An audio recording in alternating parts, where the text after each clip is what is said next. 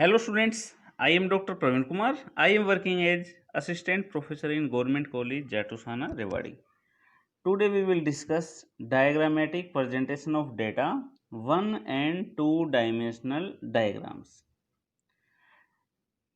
Diagrams भी table की तरह हमें डेटा को समझने में हेल्प करते हैं। जिस तरह से हम टेबल में एनालिसिस करते हैं वैसे ही डायग्रामेटिक प्रेजेंटेशन में भी हम एनालिसिस करते हैं और यह एनालिसिस डेटा को समझने में हमारी हेल्प करता है। जैसे कि जब क्रिकेट मैच होता है तो क्रिकेट मैच में क्रिकेटर और मैच का स्कोर बताया जाता है डायग्राम्स के थ्रू। तो डायग्राम्स के थ्रू डेटा को समझना आसान हो जाता है और कम टाइम में हम डेटा को समझ पाते हैं। Advantages of diagram. First, diagrams are attractive and impressive. Data presented in the form of diagrams are able to attract the attention of even a common man. Second, easy to remember. Diagrams have a great memorizing effect. The picture created in the mind by diagrams last much longer than those created by figures presented through the tabular form. Third, diagrams save time. It presents complex mass data in a simplified manner. Data presented in the form of diagrams can be understood by the user very quickly. Advantages of bar diagram. Fourth, diagrams simplify data. Diagrams are used to represent a huge mass of complex data in a simplified and intelligible form, which is easy to understand. Fifth, diagrams are useful in making comparisons. It becomes easier to compare two sets of data visually by presenting them through diagrams. Sixth, more informative. Diagrams not only depict the characteristics of data but also bring out other hidden facts and relations which are not possible from the classified and tabulated data. उसके बाद हम बात करते हैं diagrams और graph में difference की। तो डायग्राम्स जो है किसी भी पेपर पर हम कंस्ट्रक्ट कर सकते हैं, परंतु ग्राफ को कंस्ट्रक्ट करने के लिए हमारे पास ग्राफ पेपर होना चाहिए और जो ग्राफ है वो ज़्यादा एक्यूरेट होता है और हम ग्राफ से स्लोप भी निकाल सकते हैं, परंतु डायग्राम से स्लोप नहीं निकाल सकते। उसके बाद हम बात करते हैं रूल्स की। Rules for diagram construction. Title. Every diagram must be given a suitable title which should be small and self-explanatory. Size of the diagram should be appropriate, neither too small nor too big. Paper used. Diagrams are generally prepared on blank paper. Scale. Under one-dimensional diagrams, especially bar diagrams, generally y-axis is more important from the point of view of the decision of scale because we represent magnitude along this axis. Index. When two or more variables are presented and different types of line pattern are used to distinguish, then an index must be given to show their details. Selection of proper type of diagram. It is very important to select the correct type of diagram to represent data effectively. अब बात करते हैं हम diagram के types की। Types of diagram. तो types of diagram में हमारे पास है 1 डायमेंशनल, 2 डायमेंशनल, 3 डायमेंशनल, पिक्टोग्राम और कार्टोग्राम। पर आज के टॉपिक में हम केवल 1 डायमेंशनल और 2 डायमेंशनल डायग्राम को लेकर चल रहे हैं। उसके बाद हम बात करते हैं 1 डायमेंशनल डायग्राम की। तो 1 डायमेंशनल डायग्राम में हमारे पास 2 टाइप्स है, लाइन डायग्राम्स और बार डायग्राम्स। तो हम सबसे पहले डिस्कस करेंगे लाइन डायग्राम के बारे में। तो line diagram is the simplest of all the diagrams. It consists in drawing vertical line, each vertical line being equal to the frequency. The variate value are presented on a x-axis, the corresponding frequencies presented on the y-axis. यानी कि हमारे पास अगर time है तो time को लेंगे हम x axis पे, और मान लिया हम प्रोडक्शन को दिखा रहे हैं किसी क्रॉप के प्रोडक्शन को, तो हम उसको लेंगे वाई एक्सिस पर।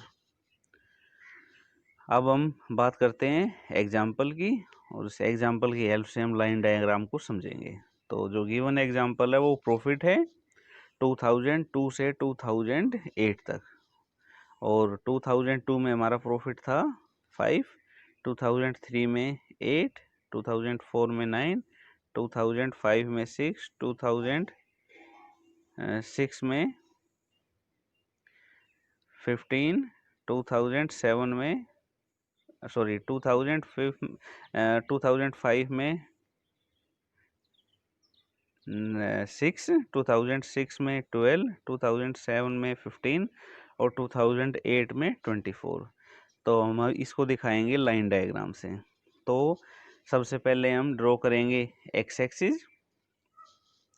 सबसे पहले ड्रॉ करेंगे एक्स एक्सिस, उसके बाद ड्रॉ करेंगे वाई एक्सिस, और हम एक्स एक्सिस पर ले रहे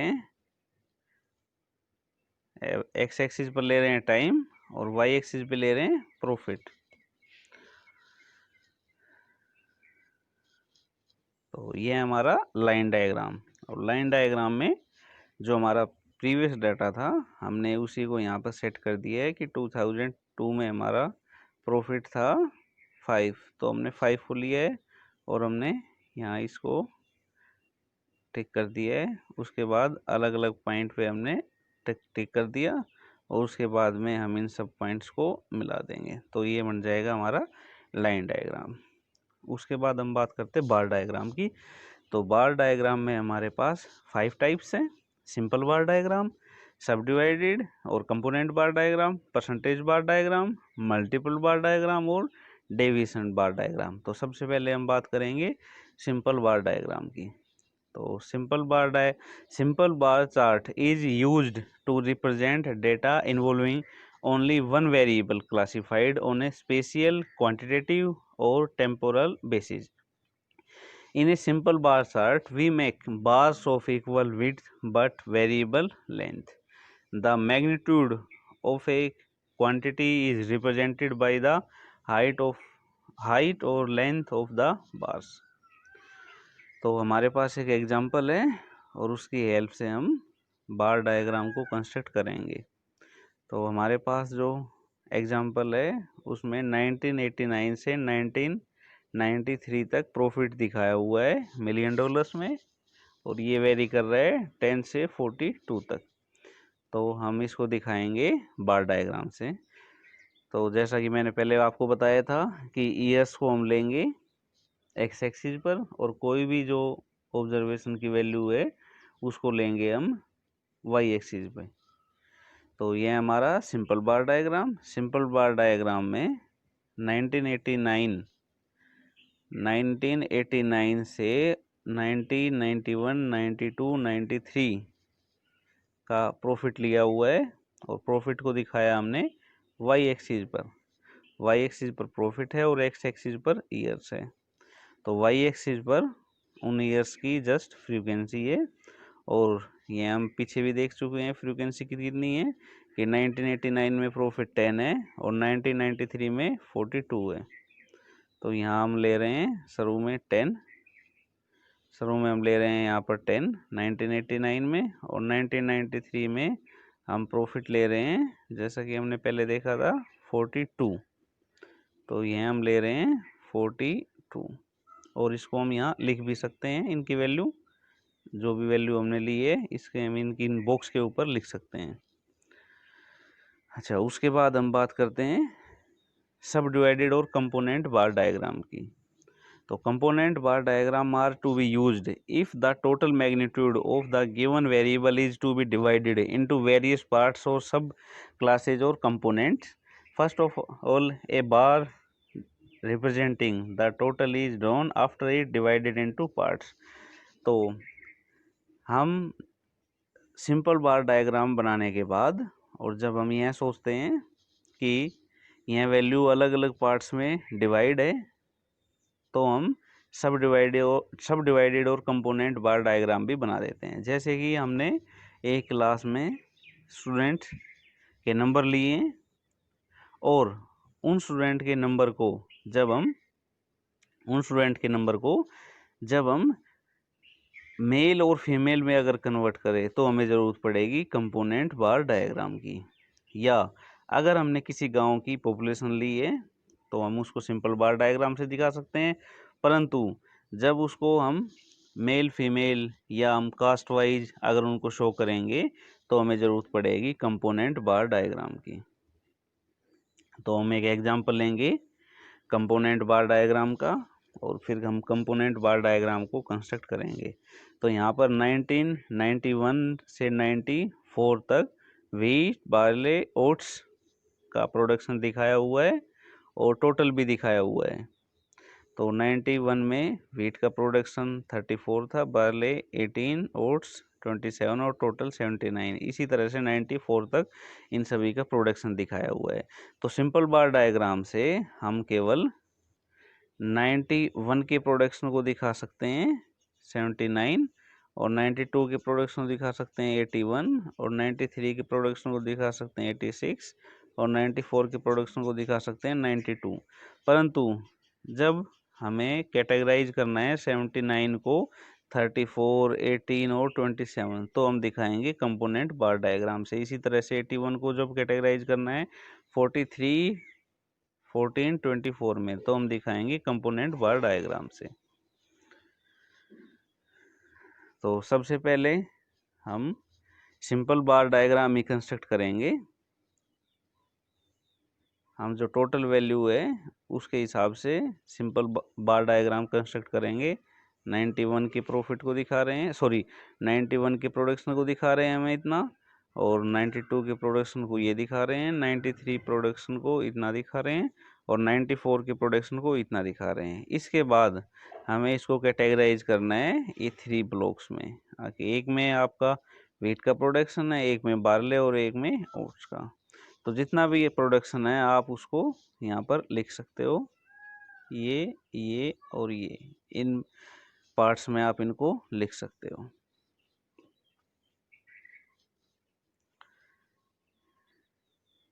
इसके बाद हम बात करते हैं परसेंटेज बार डायग्राम की। तो परसेंटेज बार डायग्राम में जो भी टोटल वैल्यू है और उसके जो सब पार्ट्स है, जो उसके पार्ट्स है, उसको हम परसेंटेज में कन्वर्ट कर लेते हैं। यानी कि जो हमारी मैक्सिमम वैल्यू होगी वो होगी 100, वो तो होगी टोटल। उसके बाद जितनी भी परसेंटेज होगी उसको हम डिवाइड कर देंगे पार्ट्स में। तो हम एक एग्जांपल लेकर चलते हैं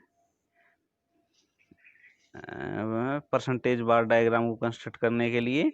91 में हमारा प्रोडक्शन था 34, व्हीट का बार्ले 18, ओट्स 27। 92 में 43, 14, 24, 93 में 43, 16, 27 और 94 में 45, 13 और 34। तो हम इसको कन्वर्ट करेंगे परसेंटेज बार डायग्राम में। तो परसेंटेज बार डायग्राम में हम इसको कन्वर्ट करेंगे परसेंटेज में। और जैसा कि हमने पिछले टेबल में हमने पढ़ा था कि 91 में व्हीट का प्रोडक्शन 34 है और बार्ले 18 और ओट्स 27। तो 91 में व्हीट की परसेंटेज हमारी है यहाँ पर 43 और बार्ले की परसेंटेज है 22.8 और ओट्स की 34.2। तो इसके बाद हमारा स्टेप होगा क्यूमुलेटिव परसेंटेज निकालने का।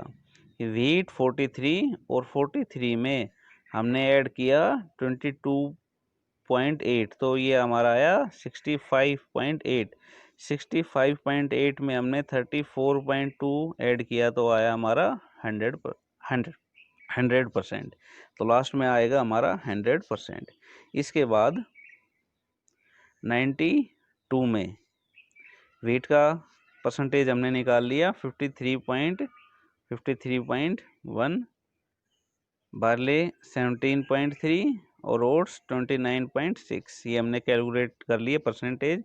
इसके बाद हम करेंगे कुमुलेटिव परसेंटेज। तो कुमुलेटिव परसेंटेज आ गई 53.1 वेट की। Barley 53.1 plus 17.3 is equal to 70.4। 70.4 plus 29.6 is equal to 100%। तो यह भी आ गई हमारी कुमुलेटिव परसेंटेज और ये लास्ट में आएगी 100।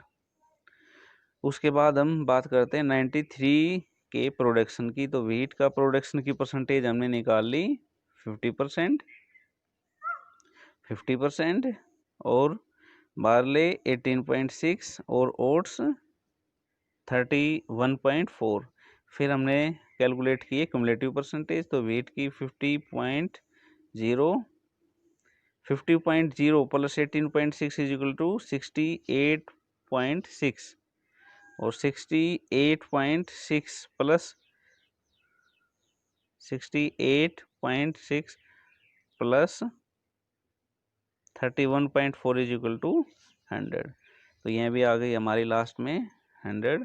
उसके बाद हम करेंगे 94 की। तो 94 में भी ऐसे ही अलग अलग परसेंटेज दी हुई है। इनको हम जब ऐड कर देंगे तो यह आ जाएगा 48.9। 48.9 plus 14.1 63 plus 37 is equal to 100। तो यहाँ आ गई हमारी कुमुलेटिव परसेंटेज। इसके बाद हम परसेंटेज बार डायग्राम को कंस्ट्रक्ट करेंगे। तो परसेंटेज बार डायग्राम में 91 में हमने व्हीट का प्रोडक्शन लिया था 43। फिर बार्ले का कुमुलेटिव परसेंटेज आ गया था 65.8 और फिर ओट्स 100%। तो हम परसेंटेज बार डायग्राम में कन्वर्ट करेंगे। तो यह जो हमारा प्रोडक्शन है ये हमारा व्हीट का है। फिर व्हीट प्लस बार्ले की परसेंटेज ये हमारी और फिर ओट्स की कंप्लीट परसेंटेज ये। इसके बाद ऐसे ही 92 में शुरू में व्हीट की परसेंटेज है, शुरू में व्हीट की है, फिर बार्ले और फिर ओट्स। तो इस तरह से हम परसेंटेज बार डायग्राम को कंस्ट्रक्ट कर सकते हैं। इसके बाद हम बात करते हैं मल्टीपल बार डायग्राम की। तो in multiple bar diagram two or more sets of interrelated data are represented. multiple bar diagram facilitate comparison between more than one phenomena. The technique of making a simple bar chart is used to draw this diagram, but the difference is that we use different shaded colors or dots to distinguish between different phenomena. We use to draw multiple bar charts if the total of different phenomena is meaningless. अब हम example लेके चलते हैं multiple bar diagram का। Draw a multiple bar chart to represent the import and export of Canada values in dollars for the years 91 to 95। तो हमारे पास table है 91 से 95 तक इंपोर्ट्स और एक्सपोर्ट की। अब हम इसको कन्वर्ट करेंगे मल्टीपल बार डायग्राम में। तो मल्टीपल बार डायग्राम में 91 में हम दोनों वैल्यू लेकर चलेंगे, इंपोर्ट्स की भी और एक्सपोर्ट्स की भी। तो ये हमारी इंपोर्ट्स की वैल्यू और ये हमारी एक्सपोर्ट की वैल्यू। तो हम इंपोर्ट्स और एक्सपोर्ट की वैल्यू को हम साथ साथ लेकर के चल रहे हैं। तो इसी तरह से 92 में हम दो वैल्यू को लेकर चल रहे हैं, ये इंपोर्ट और ये एक्सपोर्ट। इसी तरह से 95 में भी, 93 में भी, 94 में भी दो वैल्यू लेकर चल रहे हैं साथ साथ, इंपोर्ट और एक्सपोर्ट की। और जिस तरह से हमने सिंपल बार डायग्राम को ड्रॉ किया था उसी तरह से हम मल्टीपल बार डायग्राम को ड्रॉ करेंगे, पर डिफरेंस केवल ये है कि यहाँ पर हम एक बॉक्स की जगह 2 बॉक्स बनाएंगे, या अगर अगर हमारे 3 में हम वैल्यू को लेकर चल रहे हैं तो हम 3 का भी यहाँ बना सकते हैं, जैसे कि इंपोर्ट, एक्सपोर्ट और नेट एक्सपोर्ट। हमारा तीसरा कॉलम भी हो सकता है इंपोर्ट, एक्सपोर्ट और नेट एक्सपोर्ट। तो एक ब्लॉक हमारा एक्स्ट्रा यहाँ पर हम एक नया ब्लॉक हम यहाँ पर कंस्ट्रक्ट कर सकते हैं। उसके बाद हम बात करते हैं डेविएशन बार्स की। तो deviation bars are specially useful for graphic presentation of net quantities, surplus और डेफिसिट, नेट प्रॉफिट या loss, net of imports and export which have both positive and negative values. The positive deviations are presented by bars above the baseline, while negative deviations are represented by bars below the baseline. तो deviation बार diagram को जब use करते हैं तब हमारी कुछ positive value है और कुछ नेगेटिव वैल्यू है। अगर हमारी सारी पॉजिटिव वैल्यू है तो हम उसे डेविएशन बार डायग्राम की ज़रूरत हमें नहीं पड़ेगी, परंतु कई जगह नेगेटिव वैल्यू भी साथ होती है। जैसे कि अगर हम प्रॉफिट की बात करें तो प्रॉफिट भी होगा जो कि पॉजिटिव होगा, और लॉस भी हो सकता है जो कि नेगेटिव होगा। तो जब भी हम प्रॉफिट या लॉस को दिखाएं तो हमें उसको डेविएशन बार डायग्राम से ही दिखाना चाहिए। तो जो हमारा एग्जाम्पल है गिवन, उसमें 1976 से 1979 तक अलग अलग प्रॉफिट दिखाया हुआ है कि 1976 में 10 प्रॉफिट है, 1977 में 3 प्रॉफिट है, और ये कोई भी यूनिट्स हो सकती है। यहाँ पर हमने यूनिट्स लिए मिलियन ऑफ रुपीज। उसके बाद 1978 में प्रॉफिट है -5 का, तो -5 का प्रॉफिट है, इसका मतलब यहाँ पर 5 का लॉस है, इतने मिलियन रुपीज़ का लॉस है यहाँ पर। 1979 में -8 का लॉस है। तो ये जो नेगेटिव वैल्यू है इसको हम दिखाएंगे, इसको भी दिखाएंगे, और जो पॉजिटिव वैल्यू है इसको भी दिखाएंगे। परंतु पॉजिटिव वैल्यू को ये जो हमारी एक्स एक्सिस है इससे ऊपर दिखाएंगे पॉजिटिव वैल्यू को यानी प्रॉफिट को, और जो भी हमारी नेगेटिव वैल्यू होगी यानी लॉस होगा उसको हम नीचे दिखाएंगे। तो जिस भी ईयर में लॉस है वो एक्स एक्सिस से नीचे, और जो भी हमारा प्रॉफिट है वो एक्स एक्सिस से अबव। तो 1976 में हमारा प्रॉफिट है 10, तो हमने 1976 में ये हमने ब्लॉक बना दिया 10 का, फिर ये 3 का है, और फिर ये -5 का क्योंकि नेगेटिव वैल्यू है, और फिर ये -8 का। तो ये भी काफ़ी सिंपल है। उसके बाद हम बात करते हैं 2 डायमेंशनल डायग्राम की। सॉरी,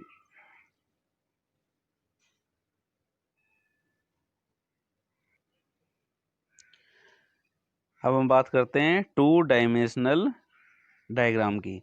तो लाइन और bar diagrams discuss so far 1 dimensional diagrams since the magnitude of the observations are represented by only one of the dimensions. For example, height of the bars while the width of the bars is arbitrary and uniform. यानी कि जो हमने x axis पर value ली थी वो हमने uniform value ली थी, और उनमें जो हमने डिफरेंस रखा था वो कांस्टेंट रखा था। यानी कि डिफरेंस हम कम भी रख सकते हैं, ज़्यादा भी रख सकते हैं, पर जो भी डिफरेंस हमारा रहेगा एक्स एक्सिस पर जो भी हमने वैल्यू ली है उसका सेम रहेगा। परंतु 2 डायमेंशनल डायग्राम में एक्स एक्सिस में जो भी हम वैल्यू ले रहे हैं उनमें डिफरेंस होता है, और अगर उनमें डिफरेंस है तो हमें उसके डिफरेंस को यूनिफॉर्म नहीं रखना चाहिए। अगर वैल्यू में डिफरेंस कम है तो डिफरेंस कम होगा, और डिफरेंस अगर ज़्यादा है तो ज़्यादा डिफरेंस होगा। तो 2 डायमेंशनल डायग्राम में हम वाई एक्सिस के साथ में एक्स एक्सिस की वैल्यू को भी कंसीडर करेंगे। यानी कि हमने वन डायमेंशनल डायग्राम में केवल वाई एक्सिस की वैल्यू को कंसिडर किया था और एक्स एक्सिस की जो वैल्यू है उसको हम यूनिफॉर्म लेके चले थे, परंतु टू डायमेंशनल डायग्राम में हम वाई एक्सिस के साथ में एक्स एक्सिस की वैल्यू को भी कंसिडर कर रहे हैं और जो भी डिफरेंस है कम या ज़्यादा उसको हम लेकर चल रहे हैं। तो टू डायमेंशनल तो सबसे पहले है टू डायमेंशनल डायग्राम्स की टाइप्स। तो हम यहाँ पर लेकर चल रहे हैं टू डायमेंशनल डायग्राम्स की टाइप में रेक्टेंगल, स्क्वायर और पाई डायग्राम्स। तो सबसे पहले हम करेंगे rectangles. A rectangle is a two dimensional diagram because it is based on the area principle. Since the area of a rectangle is given by the product of its length and breadth, in a rectangle's diagram both dimensions, height and width of the bars is taken into consideration. तो हम height और width दोनों को consider कर रहे हैं और one dimensional diagram में हम केवल हाइट को कंसिडर कर रहे थे, विड्थ को कंसिडर नहीं कर रहे थे। यानी कि वाई एक्सिस को कंसीडर कर रहे थे परंतु एक्स एक्सिस को कंसीडर नहीं कर रहे थे और हम यूनिफॉर्म डिफरेंस लेकर चल रहे थे। उसके बाद हम रेक्टेंगल डायग्राम को देखते हैं कि रेक्टेंगल जो डायग्राम है उसमें, और आपको परसेंटेज बार डायग्राम में कोई डिफरेंस नज़र नहीं आ रहा होगा, पर यहाँ पर जो डिफरेंस है वो एक्स एक्सिस में जो हमने वैल्यू ली हुई है, जो डिफरेंस लिया हुआ है उसको लेकर के कि वाई एक्सिस में परसेंटेज हम रेक्टेंगल डायग्राम ले रहे हैं तो परसेंटेज रेक्टेंगल जो है उनकी जो हाइट है वो दोनों की सेम है, परंतु यहाँ पर ये जो हमारा डिफरेंस है ये ज़्यादा है और ये डिफरेंस कम है।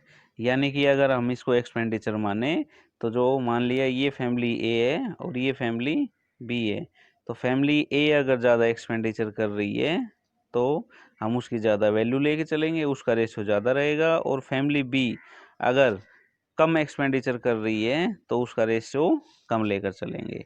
यानी कि हम यह भी दिखा सकते हैं कि एक का जो फैमिली है, एक का एक्सपेंडिचर है 100 और एक का है 50, तो इनका रेशियो हो गया हमारा 2:1।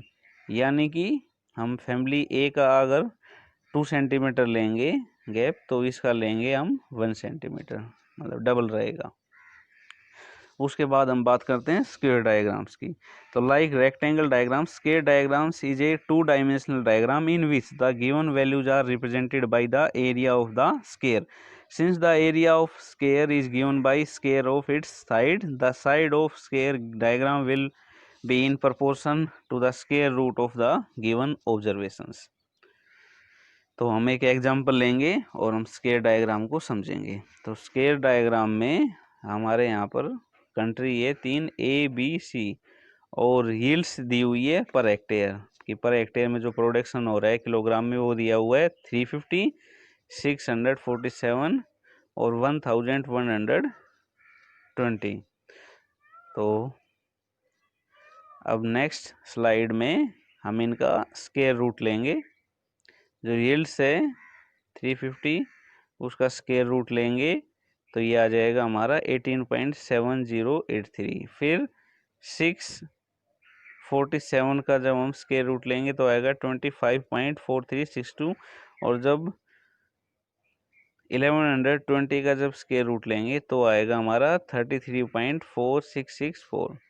और उसके बाद नेक्स्ट स्टेप होगा हमारा कि इसमें जो सबसे कम वैल्यू है उसे हम डिवाइड करेंगे। तो सबसे कम वैल्यू हमारी 18.7083, तो 18.7083 से डिवाइड करेंगे तो यहाँ 1 आएगा और जब इसको हम डिवाइड करेंगे तो आएगा 1.36 और 33.4664 को हम जब हम डिवाइड करेंगे 18.7083 से तो आएगा हमारा 1.79। तो उसके बाद नेक्स्ट पार्ट में हम अगर हम इसको सेंटीमीटर में मान के चलें तो 1 सेंटीमीटर के हम लेंथ और ब्रेथ ले लेंगे और एक स्क्वायर को कंस्ट्रक्ट करेंगे। तो हमने ये लिया है हमने 1 सेंटीमीटर का कि उसकी लेंथ भी ब्रेथ भी और 1 सेंटीमीटर की है। और फिर हम नेक्स्ट देख रहे हैं तो नेक्स्ट है बी कंट्री का 1.36। तो 1.36 सेंटीमीटर के हम जो दूसरे स्केयर है उसको कंस्ट्रक्ट करेंगे। लेंथ ब्रेथ सब 1.36 की रहेगी। उसके बाद सी कंट्री है, सी कंट्री की हमारा रेशियो आया 1.79 का। तो 1.79 सेंटीमीटर से हम इसको कंस्ट्रक्ट कर सकते हैं। उसके बाद हम बात करते हैं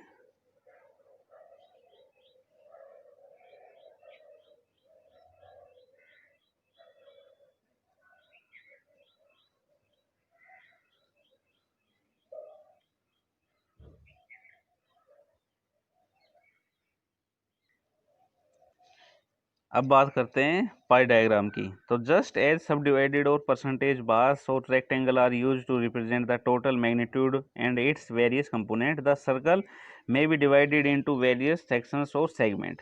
Such a subdivided circle diagram is known as angular or pie diagram. तो पाई डायग्राम को हम एक एग्जांपल की हेल्प से समझेंगे। और हमारे पास एग्जांपल है कि imagine a teacher survey her class on the basis of their favourite game. तो जो उनके फेवरेट गेम है वो हर एक स्टूडेंट से पूछे जाते हैं। तो फुटबॉल बता रहे हैं 10 स्टूडेंट, हॉकी 5, क्रिकेट 5, बास्केटबॉल 10 और बैडमिंटन 10। तो उसके बाद हम पाई चार्ट को कंस्ट्रक्ट करेंगे। तो सबसे पहले हम लेंगे यहाँ पर गेम है हमारा फुटबॉल और फुटबॉल में नंबर ऑफ स्टूडेंट है 10, हॉकी में 5, क्रिकेट में 5, बास्केटबॉल में 10, बैडमिंटन में 10 और टोटल है हमारे 40। यानी 10, 5, 5, 10, 10 का सम है यहाँ पर 40। तो जो हमारा एंगल होगा वो हमारा टोटल तो होगा 360, और जो 360 को हम डिवाइड करेंगे तो हमारा सबसे पहले होगा 10 divided by 10 divided by 40, 10 divided by 40 into 360। तो ये हमारा आया 90 डिग्री एंगल। उसके बाद 5 upon 40 into 360 is equal to 45, 5 upon 40 into 360 is equal to 45। फिर आया हमारा 90, और उसके बाद बैडमिंटन का एंगल आया हमारा 90, और टोटल हमारा एंगल है 360। तो ये जो हमारे अलग अलग एंगल आए हैं 90, 45, 45, 90, 90, तो इसको हम एक पाई चार्ट में कंस्ट्रक्ट करेंगे। ये हमारे 90 के हैं एंगल, और ये हमारे हैं 45, 45 के। तो ये हमारा लास्ट 2 डायमेंशनल डायग्राम था, pie diagrams. Thanks you for your attention.